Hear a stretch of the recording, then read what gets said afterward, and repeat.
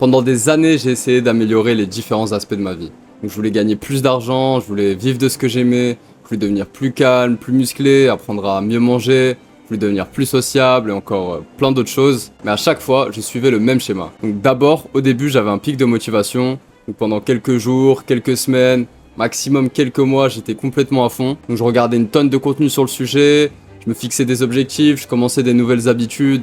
Donc voilà, je passais à l'action. Mais très vite, je me laissais distraire. J'oubliais toutes les raisons qui m'avaient poussé à vouloir changer. Donc ma motivation retombait et là, tout s'écroulait. Donc j'arrêtais les actions productives et je recommençais tout ce qui m'empêchait d'avancer et tout ce qui me tirait vers le bas. Donc scroller pendant des heures, regarder vidéo après vidéo, série après série, junk food, drogue, soirée sans but, etc.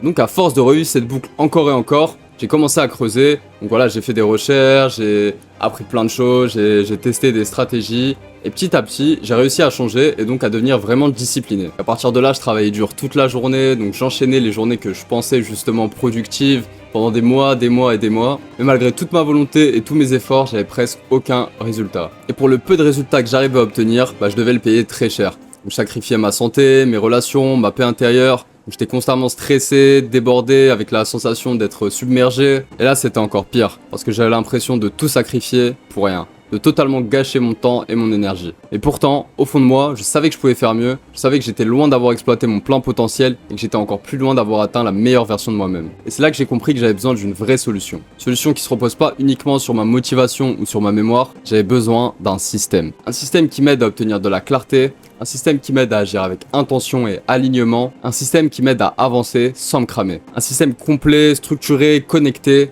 donc un système qui m'aide à construire la vie que je veux vraiment. Et c'est comme ça qu'est né Reverse Entropy. Bienvenue sur la chaîne, je m'appelle Ziad Madi, j'utilise Notion au quotidien depuis plus de 6 ans. J'ai commencé à l'utiliser au début de mes études. Très rapidement, je suis tombé vraiment amoureux de l'outil.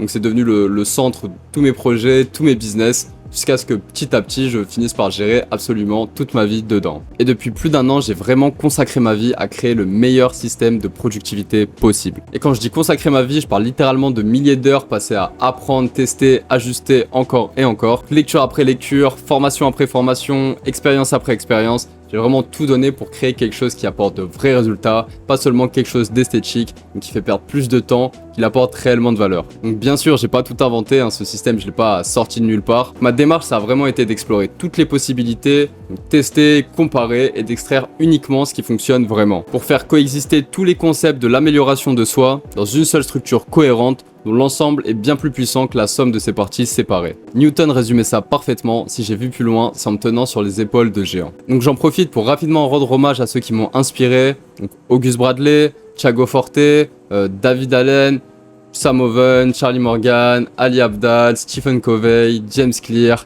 Donc voilà, il y en a encore énormément, mais pour pas que la vidéo soit trop longue, je vais m'arrêter là. Donc dans cette vidéo, je vais d'abord vous présenter pourquoi est-ce que j'ai créé Reverse Entropy et comment ce système peut vous aider à améliorer votre vie. Ensuite, je vous montrerai la structure globale du système pour que vous puissiez vraiment comprendre comment est-ce que chaque partie s'articule entre elles. Et ensuite, je vous montrerai rapidement un aperçu de la page principale, donc de la page centrale, pour que vous puissiez voir justement à quoi est-ce que ça ressemble concrètement. Donc, tout d'abord, les causes. Pourquoi est-ce que j'ai créé Reverse Entropy? Après avoir longuement réfléchi et avoir pris le temps d'analyser en profondeur ce qui n'allait pas, j'ai fini par identifier 4 causes qui étaient principalement responsables de mes échecs. La première, c'est qu'on vit dans un monde de distraction permanente. Tout est fait pour attirer notre attention, on est constamment bombardé de sollicitations, d'options et de notifications. Et donc on vit de manière réactive au lieu de vivre de manière intentionnelle et donc petit à petit, on finit par dériver de la trajectoire qu'on s'était fixée au départ. On se laisse entraîner par les urgences, les messages, les mails, les imprévus. On fait ce qui se présente au lieu de faire ce qui compte vraiment. Et au final, on se sent complètement perdu, submergé, sans savoir par où commencer. C'est un peu comme si on se rendait dans un aéroport avec une destination en tête.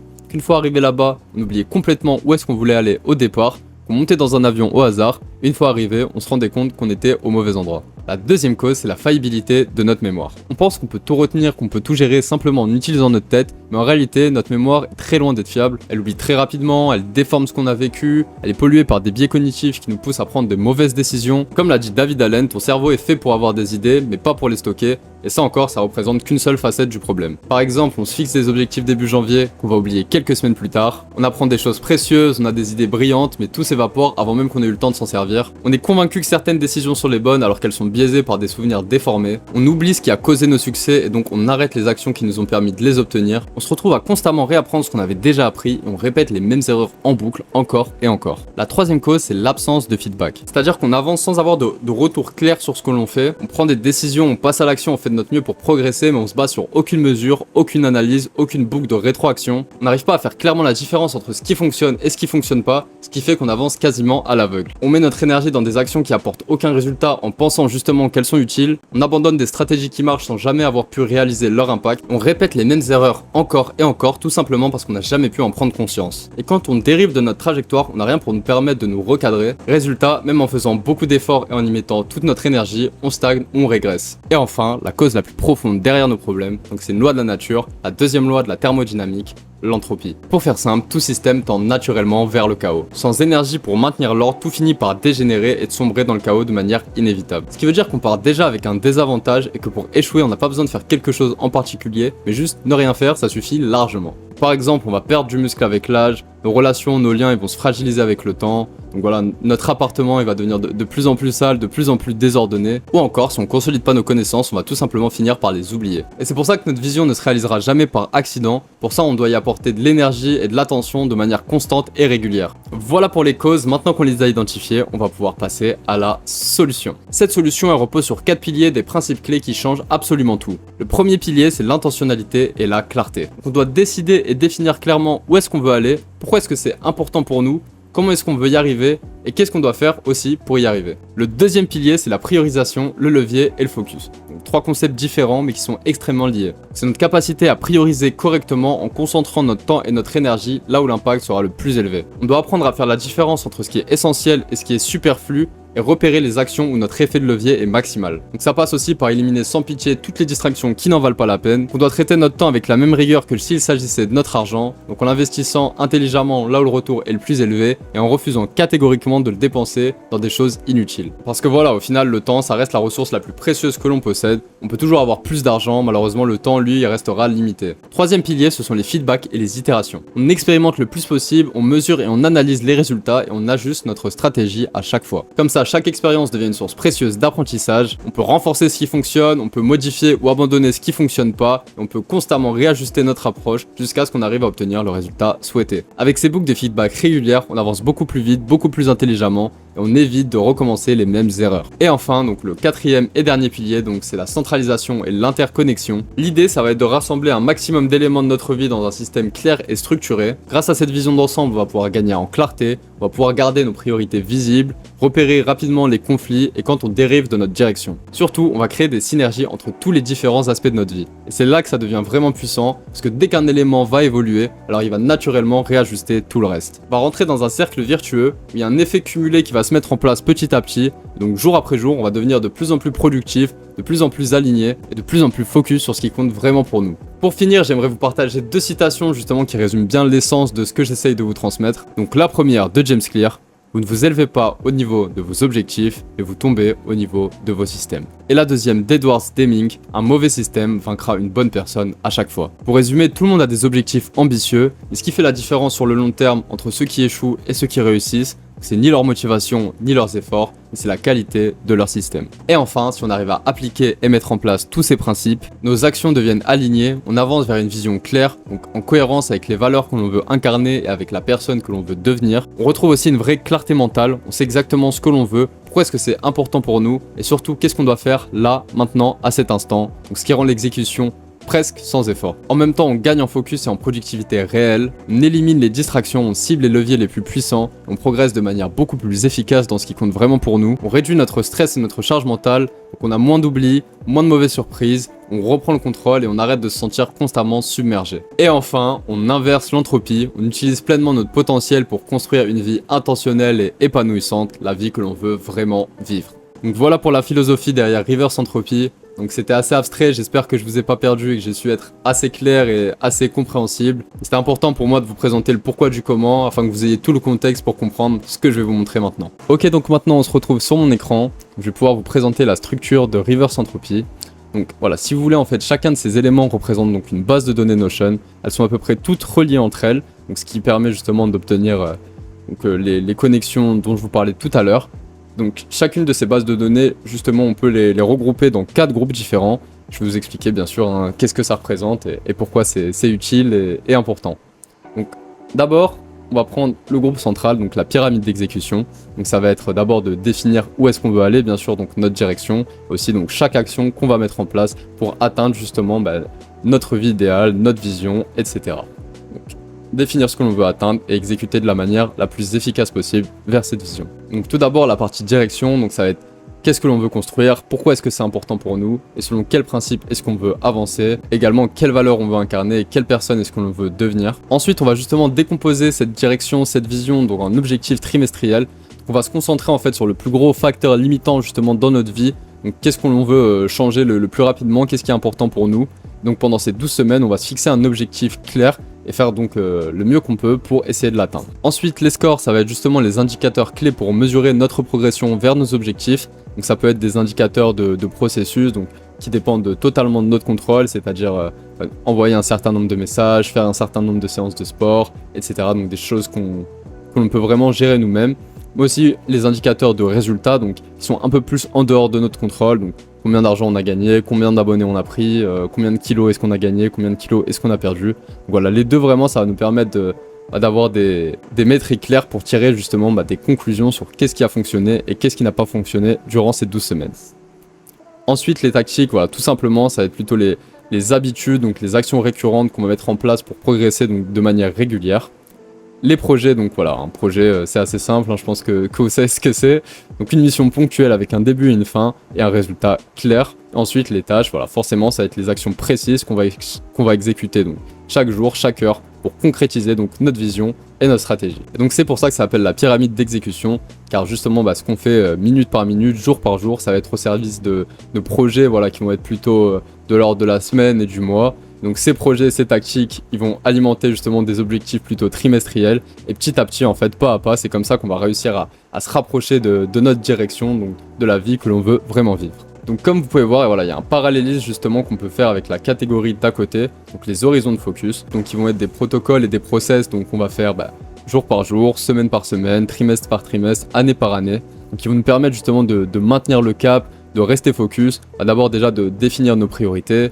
Donc voilà, je vais commencer par le haut. Donc année par année, on va planifier l'année suivante, on va remettre à jour justement notre direction, qu'est-ce qu'on veut accomplir cette année, donc voilà, plutôt la vision globale pour l'année, aussi bien sûr faire le point sur l'année précédente, donc qu'est-ce qui a marché, qu'est-ce qui n'a pas fonctionné, qu'est-ce qu'on a appris, etc. Donc voilà, bien sûr là je reste global, mais vous inquiétez pas, je ferai d'autres vidéos plus tard pour expliquer justement en détail chacune de ces parties. Donc les trimestres justement, on va plutôt gérer les objectifs. Les semaines, ça va être plutôt au niveau des projets et les jours, ça va être justement au niveau des tâches. Donc voilà. Ensuite, la troisième partie, ça va être le centre de connaissances, donc autrement dit notre second cerveau. Donc ça va être où est-ce qu'on va stocker et organiser l'information, justement pour supporter donc notre action et notre pyramide d'exécution. Donc là, je pense que je vais commencer du bas vers le haut, ça fera plus de sens. Donc les outils, tout simplement, voilà, ça va être les notes, tout ce qu'on va noter justement par rapport à certains outils, donc des applications, des sites, des logiciels, des objets ou des services. Donc tout ce qu'on va explorer dans notre quotidien, donc personnel ou professionnel, ce qui va nous permettre de pouvoir y accéder donc en quelques secondes, aussi de pouvoir les lier justement aux différentes tâches, aux différents projets, aux différentes tactiques, etc. Les réflexions, ça va être plutôt ce qu'on considère comme les notes classiques, donc le contenu qui est issu de nous-mêmes, de notre propre cerveau, de nos propres discussions, de nos propres idées, et aussi voilà, par exemple des notes de réunion, etc. Et donc on peut mettre en opposition par rapport aux médias, qui vont être justement les contenus externes que l'on va consommer, dont on veut capturer certains points.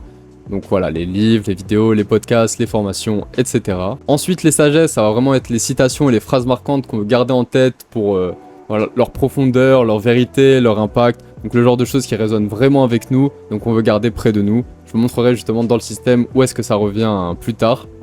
Les personnes, tout simplement, toutes les personnes qu'on veut référencer dans notre système, que ce soit justement les auteurs de médias ou peut-être les clients, notre famille, etc. Toutes les personnes sur qui on veut conserver des informations. Ensuite, les ressources, ça va vraiment être les éléments concrets et actionnables, donc les documents, les guides, les procédures, etc. Et enfin, donc les savoirs, ça va être vraiment l'essence du savoir, les éléments stables et les idées profondes qu'on veut conserver donc à travers nos apprentissages. On va lire un livre par exemple sur le marketing et il y a une information super importante que l'on veut conserver sur la nature même du marketing, par exemple des principes clés. on va les mettre justement dans le savoir marketing. Et ce qui fait qu'à chaque fois qu'on va avoir une action à faire, par exemple un projet marketing ou un projet vente, on va aller pouvoir justement regarder donc le savoir lié pour avoir les informations en un claquement de doigts sans avoir besoin justement de relire le même livre ou de regarder la même vidéo ou de fouiller pendant des notes pendant des heures. Ça va vraiment être l'agrégation pure de ce qui est important et utile pour nous. Et enfin, donc la dernière partie, les axes et les sphères. Donc dans la pyramide d'exécution, on a vu comment est-ce qu'on gérait notre vie de manière donc verticale, de nos plus grandes aspirations, notre direction, jusqu'aux nos plus petites actions, donc jour par jour, minute par minute, heure par heure. Donc l'axe et sphère, ça va plutôt être comment gérer sa vie de manière horizontale. Ça va être les domaines clés de notre vie, qu'on entretient dans le temps, contrairement aux projets voilà, justement, qui ont une date de début et une date de fin. Donc voilà, je pense que c'est assez clair, mais justement les différents aspects, les différents domaines de notre vie, donc l'argent, la carrière, la croissance, donc là ça va être plutôt ce qui concerne les connaissances, nos performances, notre énergie, etc. Je vous montrerai justement mes propres sphères dans le système. Ensuite, les relations, le bien-être, le loisir et hobby, etc. Donc là, voilà, forcément, ça représente les miennes. Peut-être que les vôtres seront différentes, mais je pense qu'on part tous globalement d'une base à peu près commune. Voilà pour la structure. Maintenant, vous avez pu avoir une vue globale, justement, du système. Donc maintenant, on peut passer sur Notion, où je vais vous montrer comment est-ce que ça se présente concrètement. Ok, donc maintenant, on se retrouve sur Notion. Donc voilà un petit peu comment ça se présente. Donc là, voilà, justement, ça va être des toggles avec les bases de données donc en vue dedans. Donc si je vais, par exemple, ici, vous pouvez voir qu'il y a exactement la même structure que je vous ai présentée tout à l'heure. Donc voilà. Hop. Donc ça, bien sûr, ça peut nous servir d'accès si on veut accéder à une base spécifique. Mais justement, tout l'intérêt de Notion, c'est qu'on va pouvoir montrer des vues, donc filtrer selon certains critères pour voir uniquement ce qui nous intéresse à un certain moment. Donc là, par exemple, je vais pouvoir accéder donc à mes tâches, mais précisément, du coup, toutes mes tâches qui sont prévues pour aujourd'hui. Donc là, voilà, j'ai cliqué sur le filtre. Et donc je vais avoir comme ça plusieurs vues. Donc comme je vous ai dit, là c'est juste une petite présentation rapide pour que vous voyez un petit peu comment ça se présente. Mais je ferai une vidéo en détail donc qui présente mieux donc voilà l'objectif de chaque propriété, donc toutes les vues qu'il y a disponibles, etc. Donc là par exemple, on peut voir toutes les tâches qui sont prévues pour aujourd'hui. Et là par exemple, je peux voir aussi à quel projet est-ce qu'elles sont liées directement, donc à quelle sphère de ma vie est-ce qu'elles appartiennent, etc. Donc vraiment ces relations, ça va nous permettre des choses super puissantes. Donc là pareil, je vais pouvoir accéder donc à mes projets. Donc par exemple, je vais pouvoir voir la date finale d'un projet, je vais pouvoir voir aussi ma progression dans le projet, je vais pouvoir voir à quel objectif est-ce qu'elle appartient. Et donc en fait, grâce aux relations et donc aux filtres qui me permettent de filtrer selon les critères que je désire, là par exemple, je vais pouvoir voir uniquement les projets en cours. Mais si je vais sur ce projet, alors ce projet peut aussi me servir de hub pour travailler directement dedans. C'est-à-dire que là, je vais voir uniquement les tâches qui sont reliées à ce projet. Je vais voir uniquement les objectifs qui sont reliés à ce projet. Et je vais voir aussi, voilà, s'il y a d'autres projets, par exemple, annexes, donc des sous-projets, je vais pouvoir les voir aussi également. Tac, donc je retourne dans la page principale. Donc voilà pour les projets. Donc évidemment, il y a plusieurs vues, donc peut-être pour les trier par état. Donc voilà, là, c'est un Kanban board, hein, tout simplement, qui nous permet de changer l'état, justement, en le faisant glisser comme ça. Donc généralement de gauche à droite. Donc je peux aussi avoir par exemple une vue galerie hein, si j'ai envie de me focaliser sur un état en particulier. Donc voilà, là je vais vraiment rester dans une vue globale. Comme je vous ai dit, je ferai une vidéo beaucoup plus détaillée plus tard qui explique un petit peu chaque vue, chaque propriété des différentes parties. Donc là on voit justement les sphères dont je vous ai parlé tout à l'heure. Donc les sphères et les axes. Donc les axes, ça va vraiment être les grosses catégories. Dans chacune de ces grosses catégories, donc domaine de ma vie, je vais avoir justement des sphères un peu plus petites où je vais retrouver des informations qui sont liées, des projets qui sont liés, ce genre de choses. Vous pouvez voir que par exemple pour l'axe argent et carrière, je vais avoir plusieurs sphères comme produits, marketing et vente, création de contenu, etc. Donc évidemment, ça encore une fois, c'est les sphères qui moi me concernent, mais je pense qu'on a quand même une grosse base en commun en tant qu'humain, tout simplement. Donc voilà pour les sphères d'argent et carrière. Par exemple, dans bien-être, je vais en avoir d'autres, comme mental, émotion, santé, fitness, esthétique, etc. Donc ça va me permettre vraiment de quadriller ma vie pour voir donc selon chaque domaine, qu'est-ce que j'ai à faire maintenant, quels sont mes objectifs, quels sont les livres que j'ai lus sur le sujet, etc. Donc là, si par exemple je vais dans marketing, on va retrouver la même structure que vous avez vu tout à l'heure dans le projet. Donc c'est-à-dire que dans le centre de connaissances, je vais avoir chacune des bases que je vous ai présentées, mais filtrées donc, par cette sphère. Donc ce qui fait que je vais avoir tous les savoirs liés à cette sphère, tout simplement. Donc là, si par exemple je vais dans le savoir marketing, donc le savoir, voilà, pour vous rappeler, c'est tout simplement les connaissances fondamentales. Bon là j'ai mis des exemples un petit peu bateaux, mais c'est vraiment pour vous illustrer ça. Là voilà, je vais avoir mes principes clés sur le marketing que je veux garder auprès de moi à tout temps. Donc de la même manière, je vais pouvoir donc accéder à toutes les ressources qui sont liées donc, à ces différents savoirs qui dépendent de cette sphère. Je sais pas si vous me suivez. Donc là par exemple, le copywriting ça dépend de marketing et vente.